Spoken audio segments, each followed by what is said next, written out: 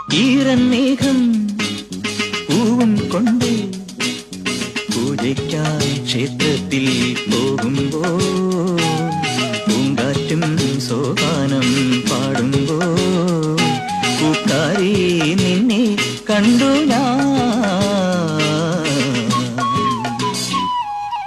ഈറന്നേഹം പൂവും കൊണ്ട് പൂജയ്ക്കായി ക്ഷേത്രത്തിൽ പോകുമ്പോൾ